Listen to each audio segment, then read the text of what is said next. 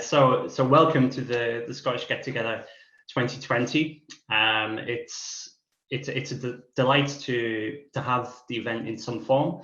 Of course, we were going to have the event this year in Stirling, but due to everything going on, that's not been possible, which is a real shame. But we were still committed to get something for the community up in Scotland, because it's so important to give everyone that opportunity, especially now more than ever.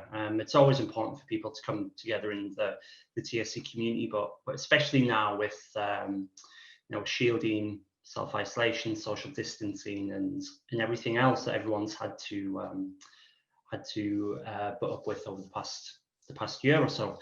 And for me, I'm always particularly pleased to have the Scottish Get Together after living in Scotland for a number of years and exploring the great country that it is. So yeah, unfortunately no longer living in Scotland, but hopefully I'll get back at some time. So I'm Luke. A few of you will know me already. I think there's a few people that I think I've met already looking through the attendees list. But I'm the head of communications at the TSA and help organise things like this to get people together. What I'll do is I'm going to share my screen. Hopefully with the power of technology, it will allow me to do so. So I'm going to press share. And hopefully you can now see my slides. If you can't, do please feel free just to give me a wave or write something in the chat box, but hopefully you can see that. So as I say, welcome to the Scottish Get Together. We are delighted as well to have Dr Shelagh Joss and also Emma Strand. So Dr Joss is from the Glasgow TSC clinic, and Emma is from the Scottish Association of Mental Health as well, which I'm sure everyone can agree are two absolutely vital areas for the TSC community at this time. So this is our agenda. I will caveat this agenda with saying that with it being a virtual session, we might deviate somewhat a little bit more compared to if it was face to face, but let's see how we get on. Generally it's been working quite well. So we'll start with some broad housekeeping, and then myself and Mega, who's a colleague of mine, we're going to go through a bit of information about the TSA support line, and we'll have some opportunities for people to ask questions and things like that. We'll have just a very quick break just to grab a tea or a coffee or pop to the loo, and then we'll have a great Q&A session with Dr Joss, which I'm really looking forward to. I'm sure everyone is as well. Another quick break, and then we'll have a fantastic Emma Strand, who has done talks for us before as well, to talk about the Let's Talk project at the Scottish Association for Mental Health. So let's crack on. Let me see, change my slide. Ooh, hopefully this changes later. So as I say, we'll start with some housekeeping. With this being a virtual session, of course, don't feel like you can't sort of pop out to grab something or whatnot as well. If you do lose connection or anything like that, just hit the same link as what we sent you before, and you'll get back on, no problem. If for whatever reason I disappear, it might be that my internet's cut out or something like that. I might look to a TSA colleague to carry on until I can get back onto the call, but hopefully that shouldn't happen. It's only happened once out of all of the sessions we've done so far, so we've got a good track record. We will be recording the session. We won't be showing all the sessions from today as a recording. We will be using some of them as articles and materials and things like that, but the majority of the session will be made available online for the rest of the community in Scotland and elsewhere as well to look at afterwards. If you're not comfortable being on camera or anything like that, it's absolutely no problem at all. Just let me know afterwards, and then I can edit the film so like your name and things are sort of removed from there. So don't put that off don't let that stop you from asking questions or anything like that through the session. You'll be muted automatically, so you'll probably be muted now. You'll see that's just to avoid lots of people talking at the same time and stuff like that. But if you do have any questions, just pop yourself off mute or sort of put a message in the chat box, and we'll take it from there. As I've said, agendas are rough timing only. This is a safe space, so everyone on this call understands the huge impact the TSC can have on people's lives. So do please, well, at least I hope that you can see this as being a place that you can be comfortable and really feel like you can talk, but don't feel pressured to do so either. If you'd rather sit in the background and sort of just take everything in, that's obviously fine as well. And yeah, as I say, keep on muting unless you're speaking. And if this is more for me, if my computer crashes, I'll be on at some point. So hopefully that will make sense. Right, so let's see.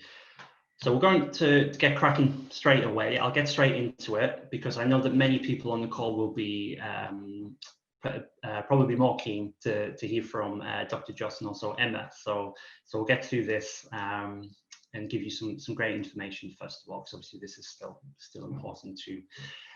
So we wanted to give everyone just a bit of an overview of the TSA support line, because it's been in pilot for a little while now, and just to give people a bit of a feeling as to what it's all about, really. So let me just click on. Next slide. There we go. So first of all, we wanted to put a face to a name to start off with. So we have two new TSA Spotline advisors, Anna and Mega. They've been working at the TSA for a little while now, and yeah, doing a great job as well. We do have Mega on the line, but unfortunately, Anna couldn't make it because of some personal reasons, unfortunately. But I'm just going to check to see if Mega is on the line. Let me have a look. I think I saw her. Oh, yes, I can see Mega. Hi, Mega. Oh, we can't hear you. Oh, yeah. Okay. Right. Great. So I'm going to just quickly hand over to Mega, just to say hello and whatnot, and then we'll carry on. Can you hear me? Yes, we can hear you. Great. Hi, everyone. My name's Mega. As Luke introduced, I'm one of the support line advisor. Unfortunately, my colleague Anna is unable to join us today.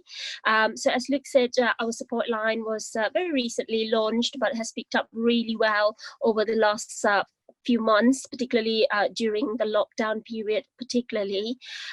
In terms of an introduction to myself, I have worked in a variety of helplines, particularly within the domestic and sexual violence sector over the last 7 to 8 years, but also worked very closely with a lot of helplines across the UK in terms of supporting them with communication-based skills.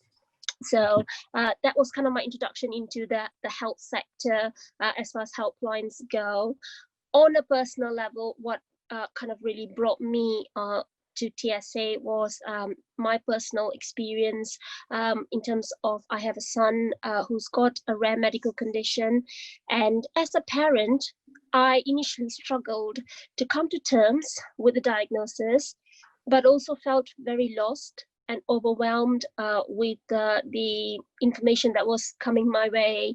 And I've come around now. It's been 2 years since he was first diagnosed. And when this opportunity came up at TSA, what really brought me on board was I would like to help others out there who are in a very similar position to me, parents, family carers, and also those who are affected by a rare condition like TSC. So I think that those are the reasons why I'm here today. And over the last couple of months, it's been so rewarding to speak to so many people who have called the support line, spoken to us for a variety of queries, from things relating to TSC to more specific queries relating to coronavirus, the lockdown, but also sometimes just to to ring and speak to somebody. And I think that's what the helpline is all about. It's there to provide practical support around TSC, so that people with TSC don't feel that you're alone in dealing with it. But also, more importantly, we are a listening ear. So even if you just want to call, pick up the phone and just have a chat with somebody about something that's making you anxious or something that's concerning you, or just want to have a bit of a, just a rant of anything, we're here with just a phone call away. So do give us a ring with that, to provide that. And I think that's what we've done mainly over the last couple of weeks, particularly, is to kind of just have that comforting conversation with people who ring the support line. So that's myself, why I came to TSA to start with, and what my experience has been the last couple of months within the support line. So it's really nice to meet all of you virtually. It would have been nice to meet in person, but I'm sure that opportunity will come sooner than later. But yes, just give us a ring anytime. We're open Monday to Friday, 9 to 5, 9 a.m. to 5 p.m. So anytime during those times, give us a ring or just pop us an email, and we're happy to support you as best as we can. Great. Thank you, Megha. Yes, so unfortunately, Anna isn't able to make it today, but yeah, Anna's got some great experience herself in supporting different communities and on support lines overall as well. So yes, so great. Let's just move on to my next slide. Yes, so this is a bit of an overview here of the Spotline service. So as I say, it's currently in the pilot stage. You can contact the TSA Spotline advisors, so Anna or Megha, by telephone, which is free to call, it's free phone, email, post. Post can actually be quite a useful one, in terms of like, lots of people enjoy or get a lot out of journaling and rewriting diaries and things like that. This can be very quite cathartic if you want to write kind of on paper what you're feeling and send it across to someone. So do please make the most of it as well. And hopefully we've got web chats to follow as well. So we're just going through the sort of the techie bits to get that working, but eventually at some point you'll be able to get onto the website and just chat to us, chat to Megha or Anna on the support line, just via web chat. It's available 9 until 5, Monday to Friday, every week. And as Megha has gone through there, it's for any TSC related topic. It can be a specific question about, say,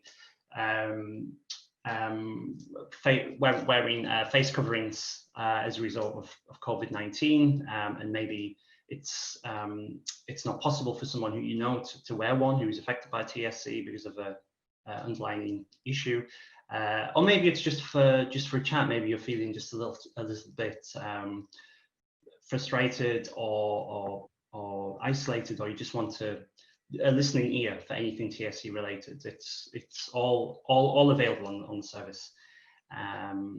So the team is small, dedicated, and home-based. So Anna and Megha serve only the TSC community, and yeah, they're based from home, not in the office or anything like that. And the team are fully trained and knowledgeable on TSC as a whole as well, as you would expect. Just onto the next slide here. So this just is a quick overview of specifically how the Spotline works, really. So you contact the team, so that will be contacting either Anna or Megha through the various ways that I've gone through. You'll speak to an advisor. Depending on how you contact us will depend on the time that you may have to wait to get a response. If you ring, you should get through straight away, hopefully.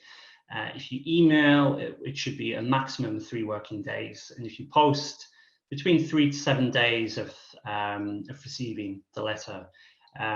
It should, in practice, it should be quicker than these times. This is sort of like more of a conservative response, I'd say.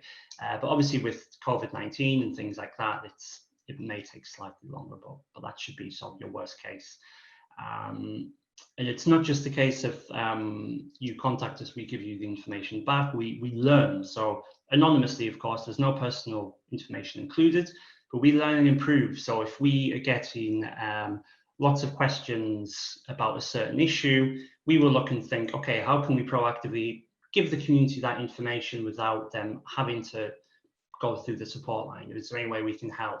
So a recent example of that has been very timely also, actually, is we've received quite a few questions on the support line and on social media and elsewhere about face coverings. And as I mentioned a short while ago, face coverings, and not everyone in the TSA community can wear one for different reasons, and quite a number of people are exempt from wearing one. So we've looked, and we were thinking, how can we help people proactively with this? And as a result of the support line, we're developing badge, like exemption badges that says I am face mask exempt, so people can wear it, and hopefully it makes them feel a little bit more comfortable going in public places where face coverings might be compulsory, but they're unable to wear one. So it's very much a circular thing, but again, just to emphasize, no personal information is included in anything that sort of goes out. So we've just got a few questions that we've received quite often, so it's good to kind of go through them. So, are the TSA support line advisors usually based in the TSA office? No, is the flat answer to that. As I say, Anna and Mega are based from home in terms of working. Anna is in Derbyshire, and Mega is in the West Midlands. So they're a fair old schlep from the office anyway. So yeah, definitely not office based. Second question was, is it just a call centre that the TSA has access to? Again, no. Anna and Mega are TSA support line advisors. They work for the TSA. They're there for the TSA community. It's not a sort of a call centre where you're tapping into 100 advisors who cover different topics or anything like that. Not at all. When I contact the support team, who will I get through to? So again, it should be Anna or Mega that you get through to, is they're your support line advisors. There may be rare occasions when either Anna or Mega maybe are taking some leave, or maybe are feeling a little bit under the weather and can't work that day. And it may be that someone else takes your call and your inquiry, and then we'll make that commitment to get back to you as and when an advisor is available. So will calls be timed or limited? So this is something that happens on other phone lines, support lines. I understand. Easy answer is no. They won't be limited. If you need the time, you'll get it. Is it a service focused on people who live in England? Not at all. The service is there for everyone in the TSA community in the UK. For people in Scotland, Northern Ireland, Wales, England, it's there for everyone. Whether you live in Wick or whether you live in Staffordshire, it doesn't make any difference. So will I need to update Spotline advisors about my personal situation every time I contact them? So another way to ask that question is, does the TSA already have the information based on my background? So that's from previous years when we might have that. The worst case scenario would be that the first time you decide to contact us, Anna or Mega may need to sort of get your information the first time. But we have highly confidential systems in place where once you give us that information, as long as you're happy for us to do so, we'll save it down, and then when you ring, we already have that information. It might be for many of you we already have that, but at this time there's a few people where we may need to just get that for the first time, and then we go from there. So yeah, if you are one of the people who needs to sort of to go through your personal story, because we definitely don't want the situation where you're ringing up and every single time you're saying, well, this is my experience, this is what's happened, because that's not helpful for anyone. You're wanting you have a specific need for calling the support line. We want to address it. we'll do our very best to make sure that doesn't happen. Worst case, it'll be only the first time. Do the support line advisors have knowledge of local services? So yes, this is something that we're working on. So we'll be working on improving our knowledge of local services. Luke, can I just add something? Yes. So just to kind of add in terms of sharing personal information, obviously, like Luke mentioned, it's all done very confidentially, but also because we are a very small team, mostly most of the time will be me and Anna. We have quite a good insight to all our callers' information. So if you happen to talk to Anna on one occasion and happen to ring and speak to me on another occasion, we tend to be fairly familiar with each other's conversations and calls, because we make sure that we tend to update over handover as well, so you don't have to repeat yourself or feel that it's an unfamiliar ground. So please just be reassured about that. Great, thank you, Megha. Explained it much better than what I could. So yeah, I think that's the last question. So I'll just open up now for any questions. Let me stop sharing my screen here. So if anyone has any questions, do let me know now. I'll give you a few seconds just to see if there is. And do feel free to use the chat box as well if there is.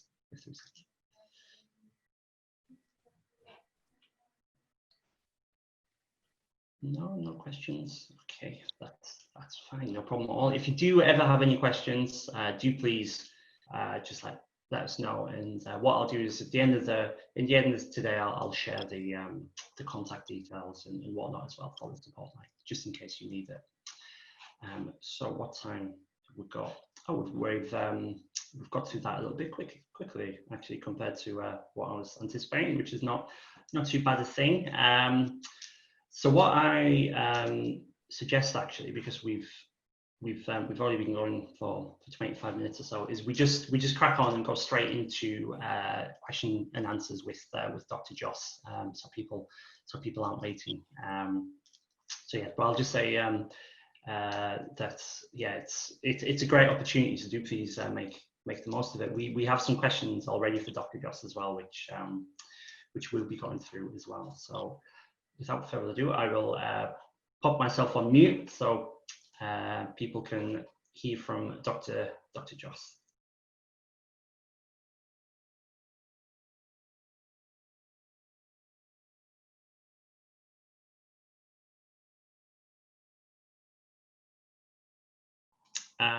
So as I say, we will now hear from Emma, who is the project facilitator of the Let's Talk project at the Scottish Association for Mental Health.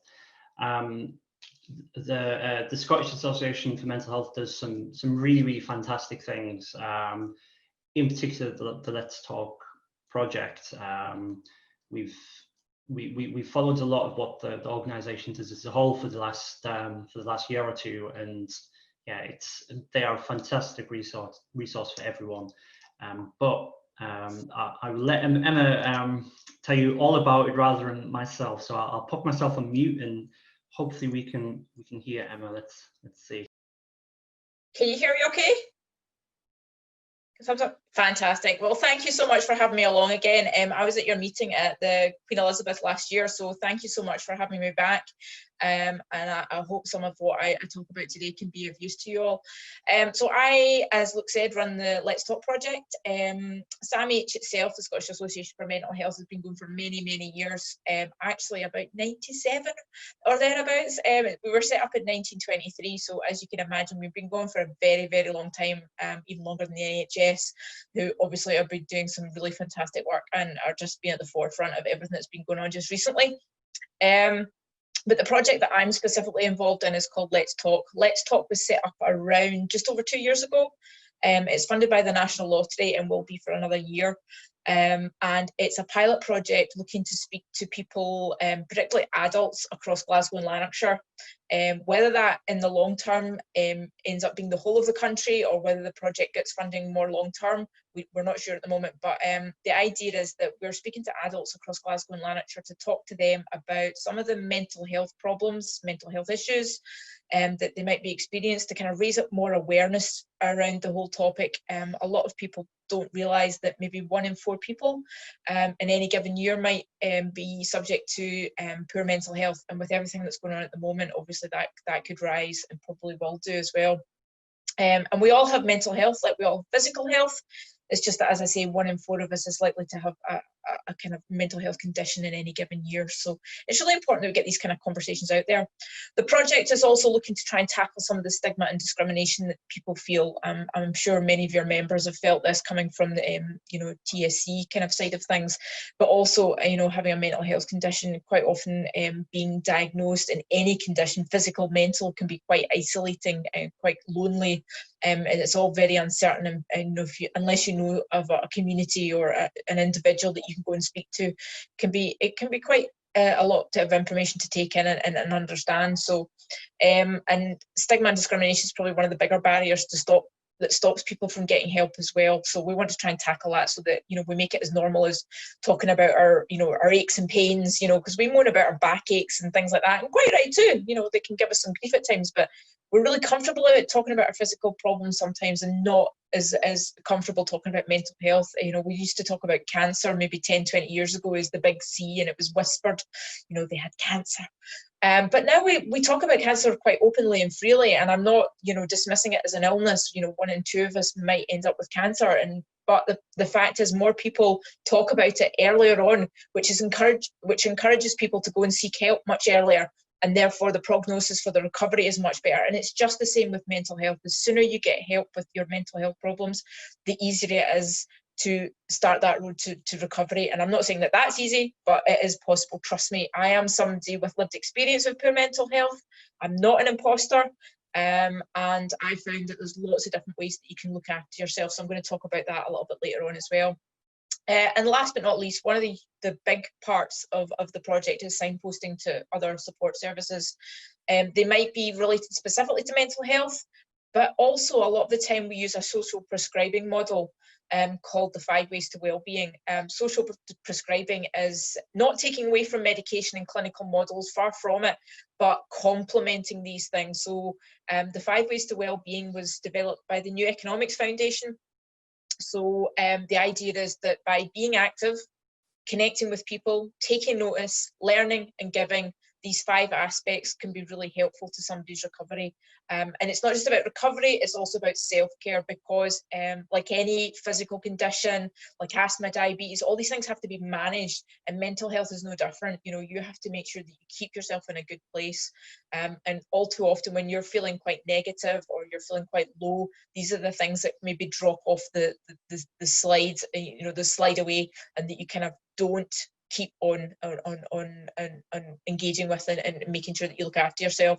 And also, if you're not looking after yourself, you're not able to care for other people. And I think at the moment we're all quite overwhelmed with looking after children at home while they've not been at school, or other family and friends maybe that have other conditions as well as mental health problems as well. So there's quite a lot that, as I say, you need to make sure that you prioritise yourself as well. So as I say, looking to raise awareness around mental health conditions and tackle some of that stigma and discrimination, and also signpost to local support services as well.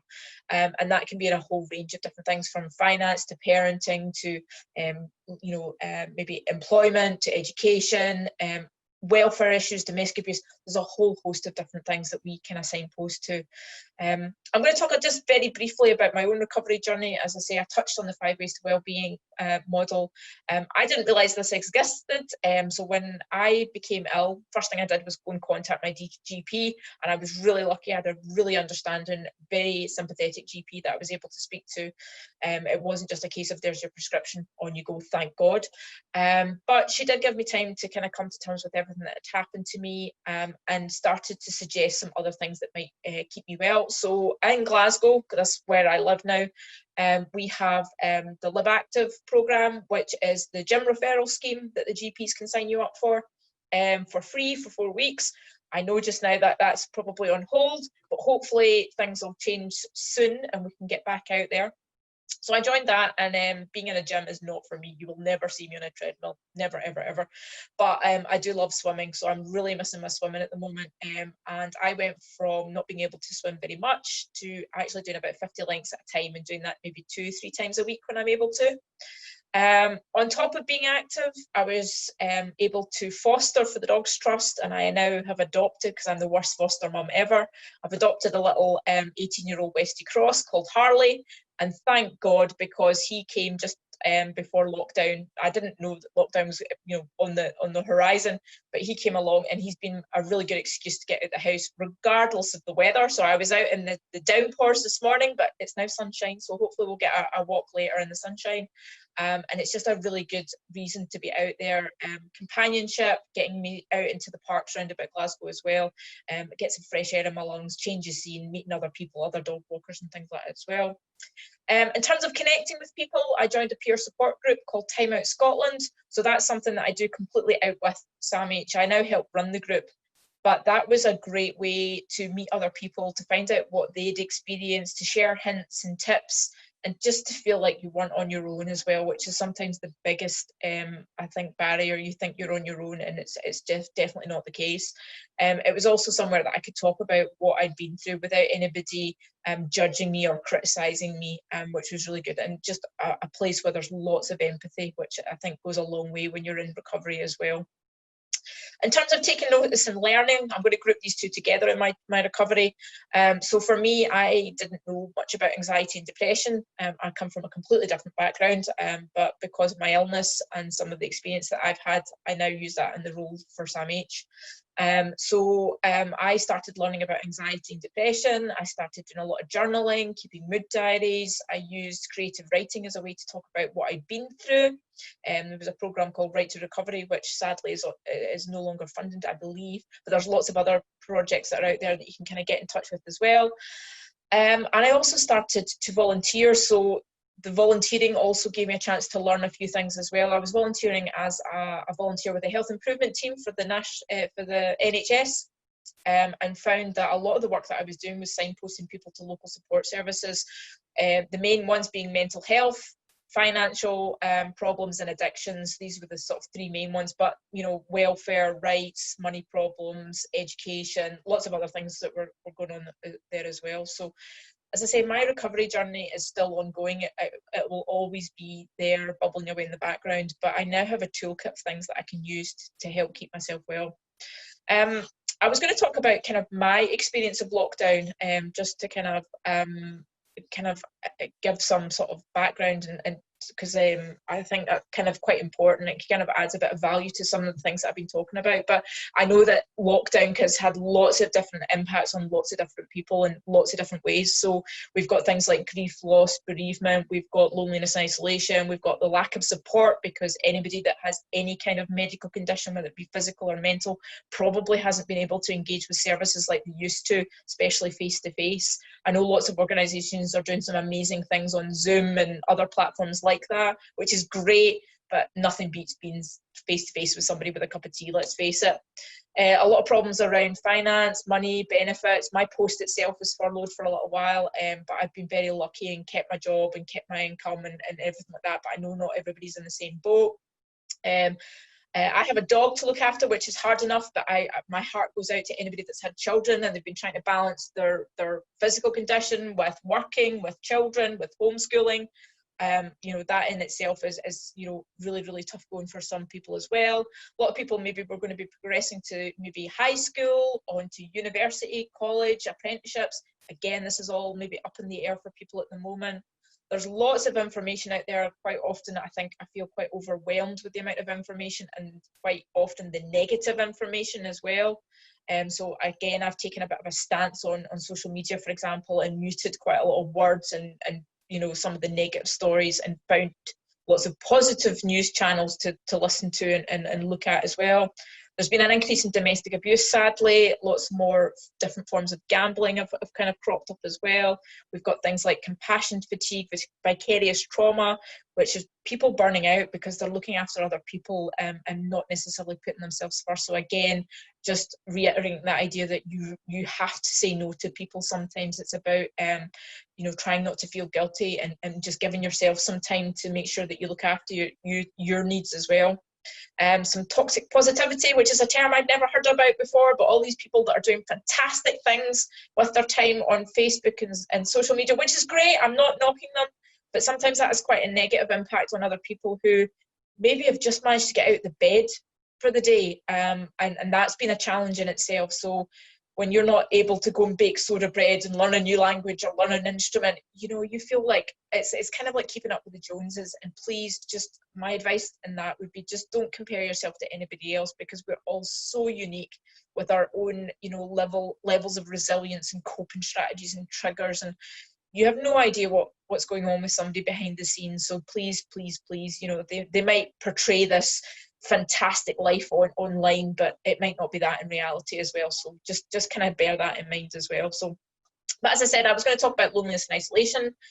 I am in Glasgow, so you'd think I'd be really lucky, surrounded by people, but obviously with lockdown, I was put into sort of isolation for a bit and did feel quite lonely, cut off from my friends and family, as I'm sure we all have done, especially for people who've been shielding as well. I was speaking to the Glasgow Disability Alliance last week, who were talking about the fact that some of their members haven't been able to see their grandchildren, haven't even been able to hold some of the children, and just, yeah, I think we've all vastly underestimated how much we miss having a hug and things like that as well. So loneliness and isolation, it can have a massive impact on people's physical health as well as their mental health. So some scientists believe that being lonely and isolated for long periods of time can have the same impact on your body as smoking 15 cigarettes a day.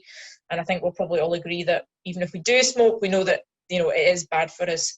There's lots of things like, you know, increased chance of having heart problems, strokes, and aging prematurely, and nobody wants that. So, but in terms of our mental health, mind our counterparts over the border, mind are kind of our equivalent in England and Wales. They've recognised that in terms of loneliness and isolation, it can have a really detrimental impact on people in terms of depression, anxiety, low self-esteem, poor moods, but also sleep problems, eating problems as well. So other charities recognise a kind of increased risk of things like self-harm and suicide as well as a result of feeling lonely and isolated for long periods of time as well. So it's something that shouldn't be dismissed, and it shouldn't be thought of as affecting people, you know, in an older age category as well.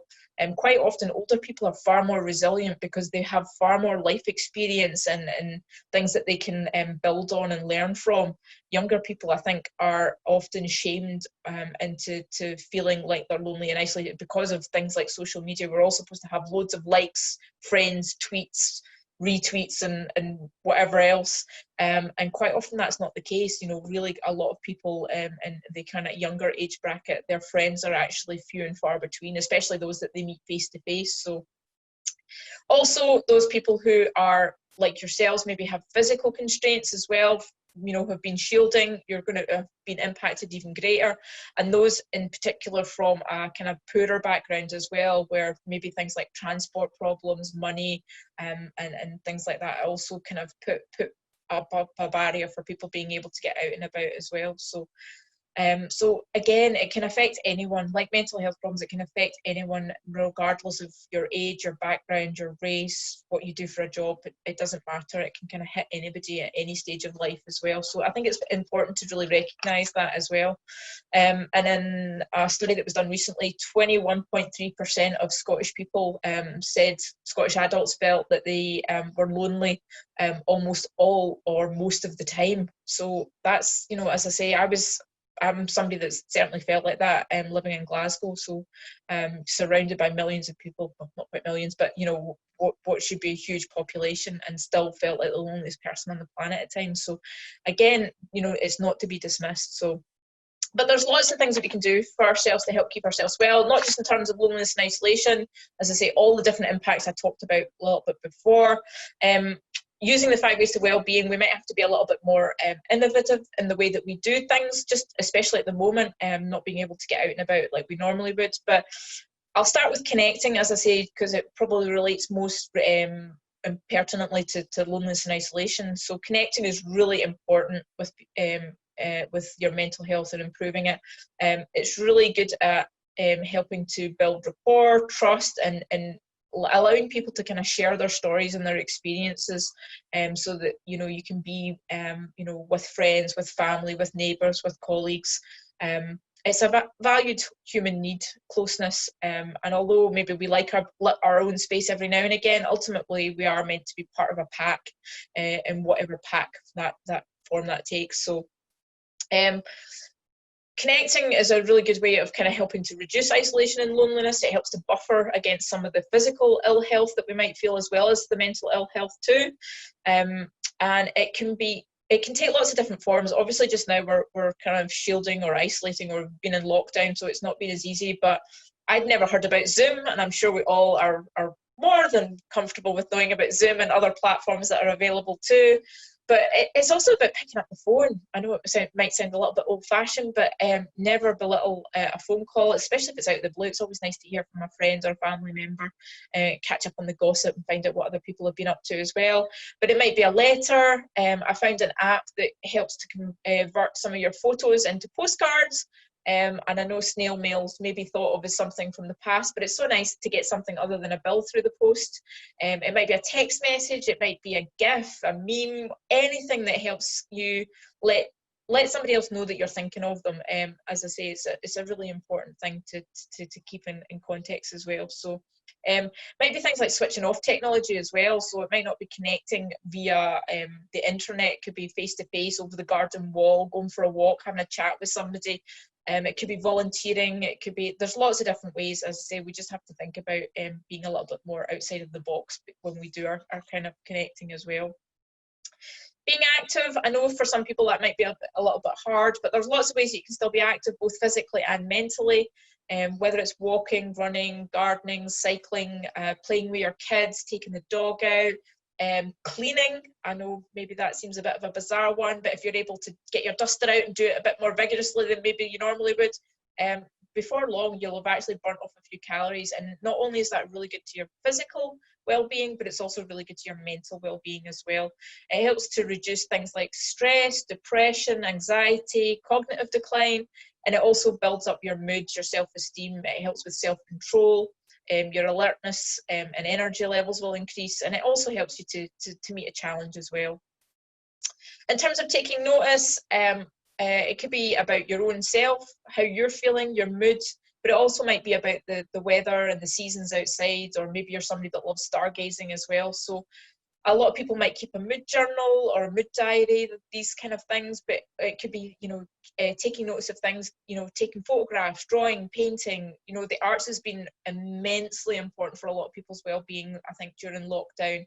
There was a rise in things like adult colouring books a few years ago, but I think these are just as important now as they ever were, even more so, I think. And it doesn't matter how good you are, it's just the fact that you're able to do something that helps distract you. But things like mood journals, for example, they'll help to look at things like some of the triggers that you might have that you might notice make your mental health worse or might make your mental health better. It also might let you look at some of the times that you've been really good at coping with situations. So again, worth noting those and what you've had in your tool belt to keep yourself well. All too often, if you've got a mental health problem, we live in a very negative cycle of thoughts and feelings and behaviours. Quite often we'll ruminate what we shoulda, woulda, could have done in the past, but these things have been and gone, so sadly we can't change them, but we can learn from them. Or we will catastrophize, we'll kind of think of worst case scenario that's going to happen. So I might have been thinking before this Zoom meeting, nobody's going to be on, or if there are people on, they're going to be, interrupting and judging me and all these things. And these are just not the case at all. I've met you all before and you're lovely people, so thank you again for having me. So it's really about trying to find a chance or an activity that gets you in the moment rather than in the past or the future. Just thinking about being in the here and now and being present. So things like mindfulness and relaxation and yoga are also really good ways to help kind of calm you down and get you in that particular time and space rather than the past or the future.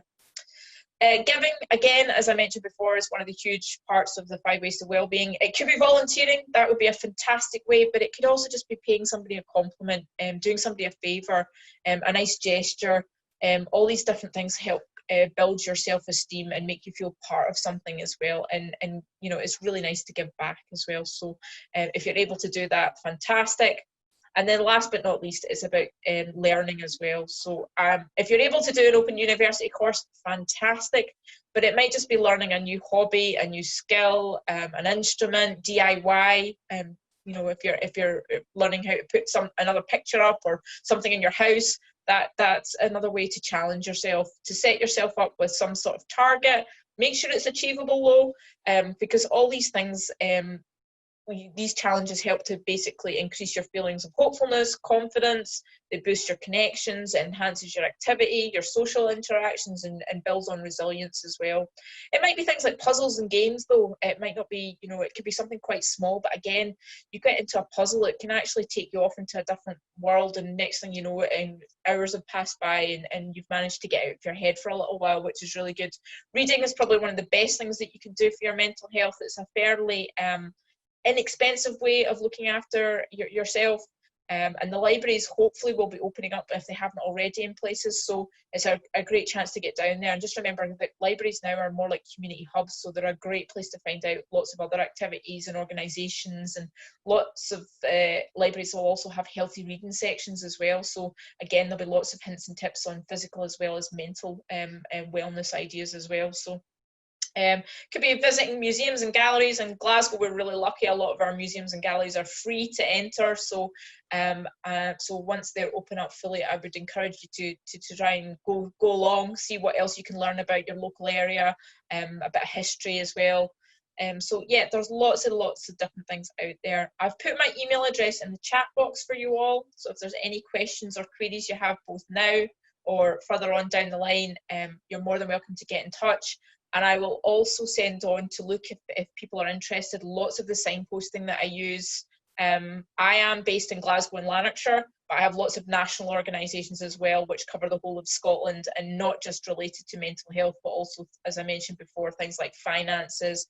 I've got some specific ones related to COVID as well. So a lot of support services have offered their support in different ways. So again, it could be things like, if you were thinking about becoming a student, about how your grants are affected, how you contact the universities and colleges you were potentially going to go to along to as well. So please, lots of information there, so please tap into it, because if not you, maybe somebody else you know is struggling as well. And I would encourage you all, again, to use the 5 ways to wellbeing as a means to look after yourself, because as I say, if you're not looking after yourself, you're not going to be able to support somebody else as well. And I know lots of you not only maybe are people that are struggling with your own mental health, but your carers or support other people that have other ailments as well. So thank you very much. Any questions? Yeah, thank you so much, Emma. That's brilliant. I think Thomas Reynolds in the chat has said it much better than what I could. So yeah, just saying thank you for all the positive ideas you've given, and your great enthusiasm, which helps to motivate. And I think we can all agree on that. That's absolutely brilliant. I'm so glad that you mentioned dogs as well. Unfortunately, I'm allergic to dogs, so I can't get a dog. But we've got 2 cats, and we got them a few months ago, and it makes such a big difference just having, you know, another little creature in the house. It does help. So yeah, big fan of that. Yes, definitely. Yeah, so I'll open up for questions now, if anyone has any. So I'll pop myself on mute. So I'll also say, if anybody wants to ask me anything privately in the chat function, by all means, I'll stay on for a bit longer. And again, my email address is there if somebody wants to get in touch with me on a more personal matter as well. I will do my best. But as I say, I cover Glasgow and Lanarkshire, so I don't know where all your members are from. But if they're out with, I will try and help if I can signpost them into a national organisation at the very least. So, but please remember the 5 ways to wellbeing, because it's a really useful tool. great, thank you, Emma. Okay, so Angela's asked the question.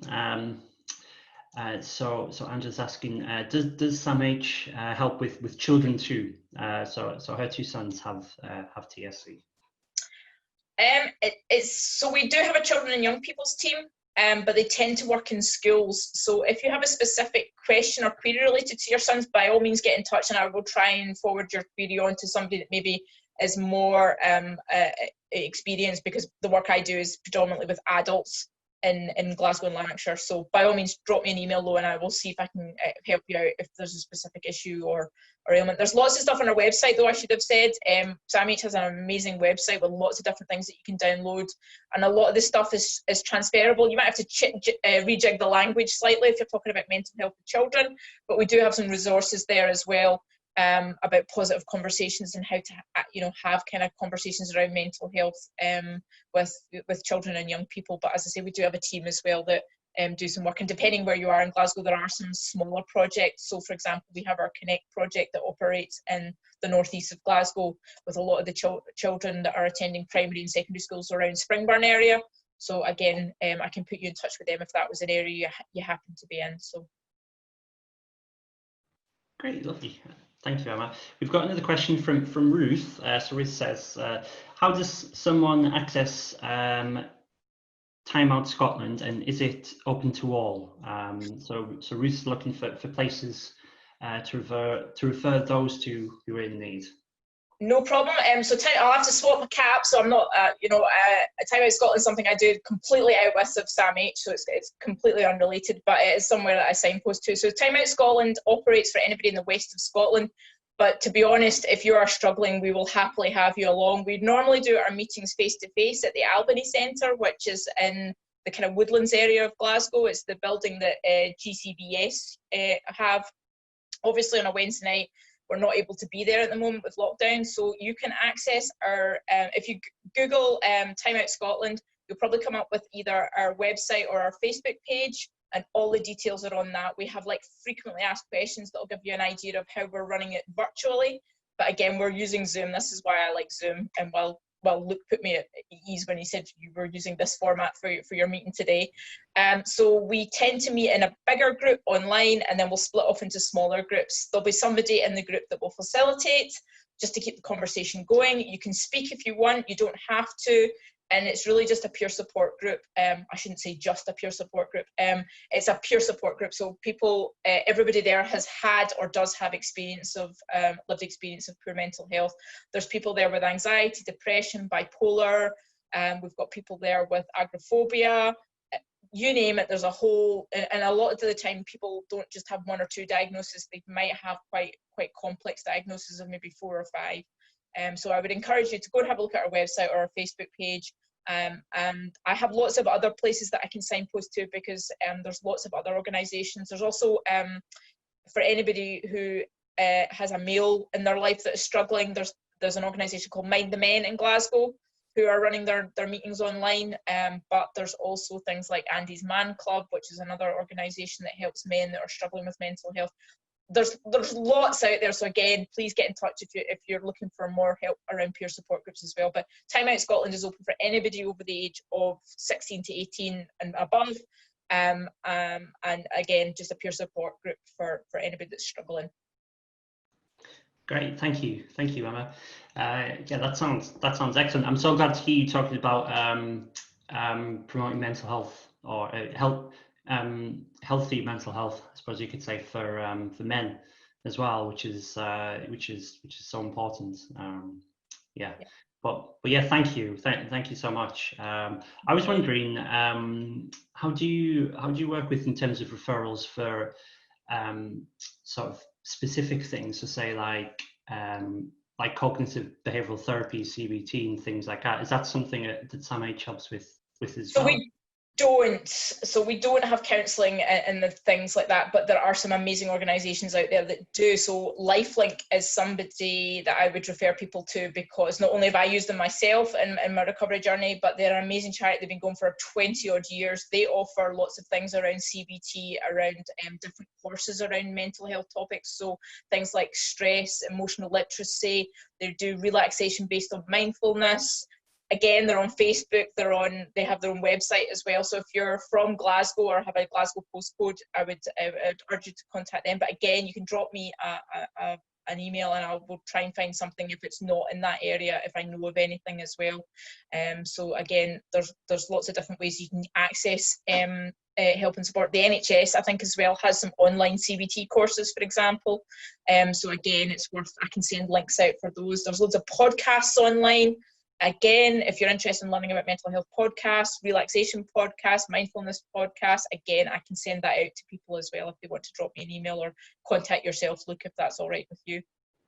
Absolutely, yeah. It obviously doesn't work for everyone because everyone's different, Brian. And for me personally, I benefited massively from CBT. I'm in England now, so it might be slightly different for us here. But I was referred by my GP to get online CBT, and it was a huge help. So I'm always interested to see how organisations such as yours work with areas such as that. And I would also say as well, never to knock something on the head first time. Try it a few times. It might not be the right facilitator for you. It might be, if you're doing CBT and it's part of a group, you might have quite a noisy group. It might be all men, all women, all old or young. So try it a few times before you say, do you know what, this is not for me. But CBT, I think, is something that you will do once and you will constantly go back to and kind of remember, if you like, and kind of try and practice to break those cycles of negative thinking that lead on to the negative behaviours. But it's not easy because we've all learnt them over decades probably, and you can't break these cycles overnight. So make sure that you also give yourself some patience as well. Don't be too hard on yourself if you can't pick up straight away as well. So definitely, there's a lot to be said for self-forgiveness, I think, especially in stuff like this. So thank you. Good, excellent. That's absolutely wonderful. This has been so interesting, and as Thomas said, your enthusiasm comes through the screen. So even though unfortunately we can't meet face to face, it does feel like we've really connected, which is nice. I'll give just a few more seconds just to see if anyone does have any questions. But as Emma has said, please do email her if you're more comfortable doing that, or contact the TSA and we'll sort of work as a go-between if that's helpful. So that just about wraps it up for the Scottish get together for 2020. Again, it is a shame that this hasn't been face to face. We were hoping to be in Stirling for this year, as I said at the beginning, but fingers crossed, step by step, hopefully we'll get there. We'll get there once again, because it is a nice way for us to meet virtually, but as Emma said, face to face is vital as well. But again, as I said at the beginning of the call, we'll be putting most of this online in different forms. There'll be some in articles and then some recordings as well. And other than that, do make the most of Dr. Joss's team at the Glasgow TSC clinic. Do get in contact with Emma and Sam H for any mental health related issues, and then of course ourselves, the TSA, we're here as well for any support and guidance around TSC related issues, and the support line as well, with Mega, who you met earlier, and also Anna, our support line advisor. So yeah, so that just about wraps it up. If you have any questions afterwards, again, do let me know, or any feedback or ideas for future Scottish get-togethers, or anything with the TSA as well. We're always keen to get people involved.